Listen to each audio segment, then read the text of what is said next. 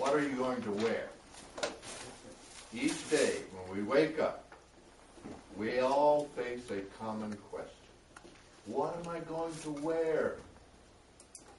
Dr. Lorraine Haataia is here today to help us find more creative answers to this daily process of deciding what to wear. She's come all the way from St. Augustine, Florida. Please join me in welcoming her to Carlsbad, California, Dr. Lorraine Haataia.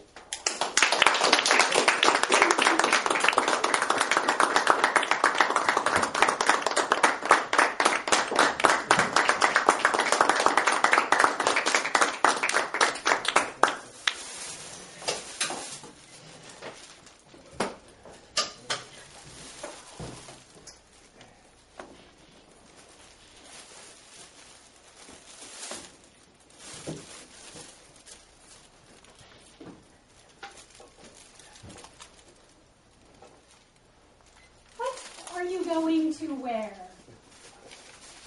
When a woman asks a man a question like that, a man will often say something like, shirt, pair of pants. It's such a disappointing question, isn't it? Answer to the question, isn't it, ladies? Yes. Because when a woman asks a woman, what are you going to wear? It's an invitation to a conversation. I'm going to go through all the dresses and little tops and jackets and skirts in my closet with my friend and come to the conclusion that I don't have just the right thing for this event. And she's going to understand. And not only is it an invitation to a conversation, it might even be an invitation to go shopping. Can you come with me to help me pick out just the right dress?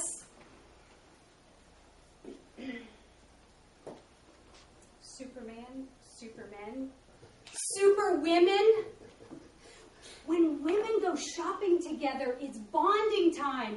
We get into those little booths, help each other change clothes, and zip up. And remember back to those times when we played dress up and looked into the mirror, twirled around, imagining where we might go in this outfit.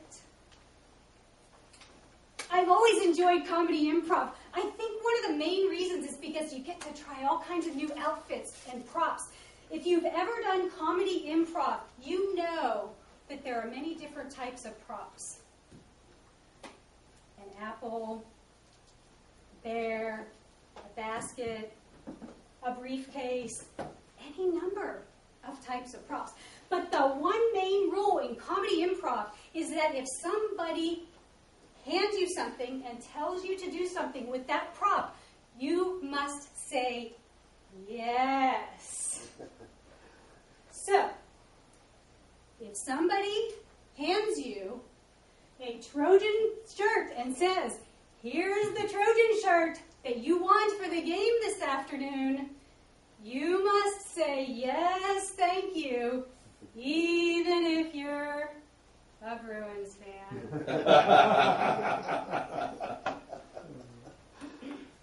You know, this yes principle is alive and well in homes across America.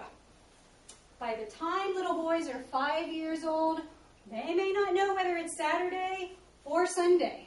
But what they do know is that when Daddy's wearing the bear shirt and Mommy's out shopping, it's game day. They can jump up and down the couch. Daddy says, yes. He says, Daddy, will you catch in the living room? Daddy says, yes.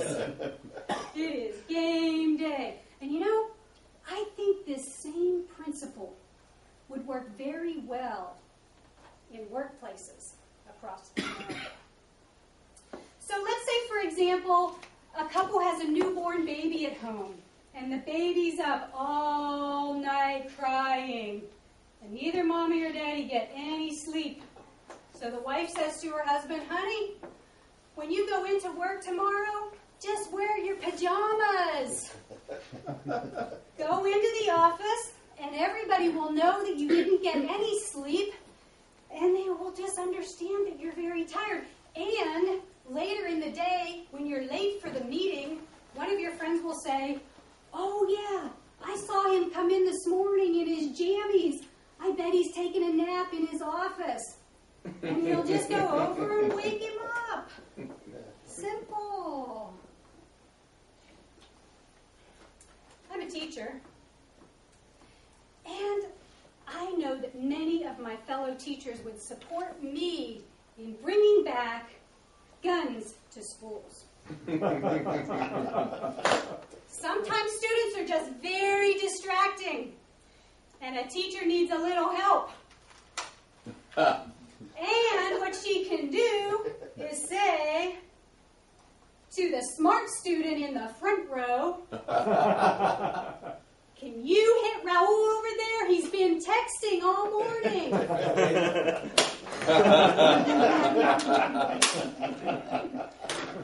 Or let's say a guy has to go to Walmart, right? He's getting ready for going camping with his girlfriend for the weekend. So he goes to the Walmart store and he looks for the lady wearing the "How may I help you" blue shirt. And he goes up to her and says, "Ma'am, I'm looking for 3 things. Can you please help me find the camouflage, the kerosene lamps, and some condoms?" And she looks at him and she says, "You know what? If you can find your way around in the woods, in the dark, I think you can find these things in this well-lit store." So her manager sees this, right? She comes over with the red shirt that says, "How may I annoy you?" And see, next time you go to Walmart, you just look for the people with the blue shirts, not the ones that are red. Very simple.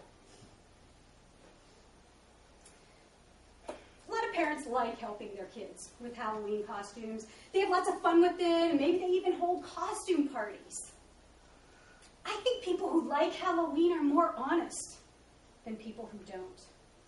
Because at least that one time of the year, whether they're a controlling queen bee or a lying political figure, at least that one day of the year, they're honest about who they are. But it's only fair to mention that some people don't like Halloween. They're superstitious, or they say it's against their beliefs. And I totally respect that. And you know, I think on Halloween they ought to dress up as a Grinch or as Grumpy, so everybody knows just how they feel about Halloween. My husband and I have adopted this principle at home. And earlier today when we were talking, I told my husband he's my favorite Chinook Indian. Oh, Chinookie, Chinookums. And he told me that I was a basket case.